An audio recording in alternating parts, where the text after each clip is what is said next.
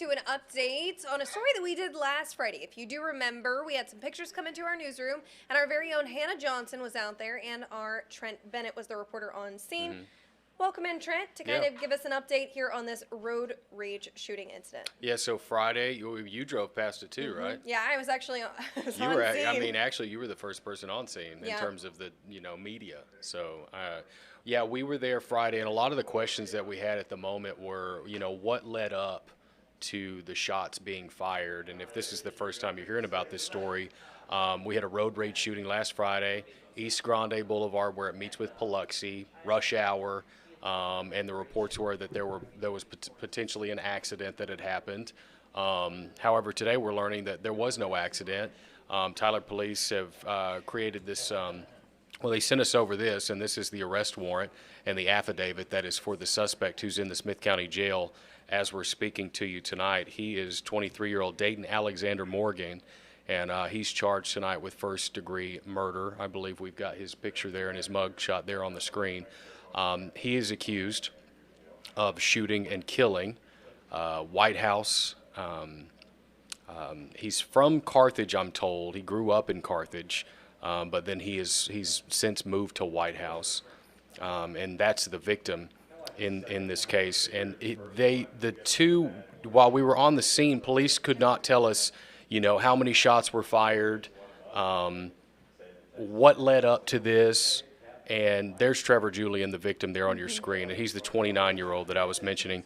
But they couldn't tell us, why Trevor Julian had gotten out of the vehicle, what had happened leading up to that. But this warrant goes through all of it, and it basically states that there was a moment in time where traffic was becoming a standstill. The two had gotten to the red light there at Biloxi and Grande, and that the suspect, Mr. Morgan in this case, said that this victim had gotten out of the Tesla abruptly, and that they started to argue, and that that Trevor Julian had approached his vehicle, and that he had the truck door opened halfway, which is exactly how it was on Friday, if you remember when we were out there. The truck had not been touched, and so Tyler Police tell us that that's exactly what the truck looked like in the moments that all of these played out. And we learned today that the suspect in this case allegedly fired off 2 shots through the glass, which was what we were reporting on Friday, but we were unsure because Tyler Police could not tell us. So step by step, we've learned that while on scene, a detective was interviewing Mr. Morgan during all of this. And these are words from the detective on the scene stating that he interviewed Mr. Morgan and asked him several times, do you believe that Trevor Julian, the victim, had appeared to be in possession of a firearm? Did he have anything in his hands? Did you feel as if he was going to pose a threat to you? And the detective that was on the scene with Tyler Police Department states that Mr. Morgan claimed he did not, that he did not feel that that Mr. Julian had a weapon on him. He couldn't see his hands. He claims he couldn't see his hands. He didn't see anything in Julian's hands, and that he did not feel that he was making verbal threats toward him. So in that case, on Friday or Saturday we had said that the Tyler Police Department was charging him with first-degree murder, and that his bond had been set at $1 million. We're learning why now tonight from the detective's interview with the suspect at the scene, why he came to that conclusion, and in that with stating that he did not feel as if Julian was coming toward him with a weapon, and he was not making any verbal threats. The detective on the scene had made the recommendation that Mr. Morgan had acted not in self-defense, and that he had really no claim that self-defense was going to play as a matter in this entire situation. So right now, Mr. Morgan is in, as I said, the Smith County Jail. He's being held on a $1 million bond. And from here, it's always court. These things take forever. They do take a lot of time. So we can't really even give you right now an idea of when this would go to trial, when something like this would happen. We did learn today that the victim, their funeral is going to be this weekend. Of course, we're going to have all of this tonight at 10. But all of all these documents, folks, if you're interested in this kind of stuff, because I know a lot of people are always interested, this is too much to report. Yeah. There's pages and pages of this. We have it over on our website. And you can go through it. You can look at all of the statements that were made from the suspect in this case, and the words that came from the detective with the Tyler Police Department on what he felt led up to this. Yeah. But yeah, in the moment, on Friday, the big questions that we had were, why did he get out of the car? Why was a gun involved? Did they get in a car wreck? Yeah. And so, yeah, we've kind of gotten a lot of those answers. But then again, now where the case is like, when is it going to go to trial? When are we going to see some traction on this? So, yeah, that's currently where we are. The scariest part is that, for one, I was not directly there whenever it had gone down, but I was maybe 2 minutes away. Yeah, for sure. Maybe.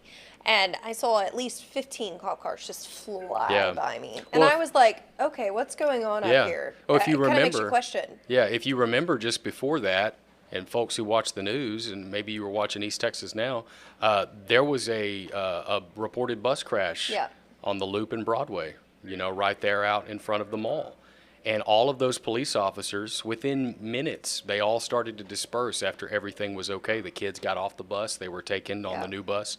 They checked everyone out. Just moments later, I was told that there was a dispatch call. All units respond to this location, which is where you were. Yeah. And you were the one that alerted me where you were and where we needed to go. So everybody, it was a busy afternoon for them. It really and they had that was. entire area shut off. I think they didn't open up Grande and Biloxi for, I think, until like 9 o'clock at night. Yeah, it must have So- taken hours because, I mean, I don't know if anybody else drove past that area around the same time I did, but there were cars still kind of going through whenever I had pulled off into that gas station to kind of look around, see Yeah. what's going on where I was.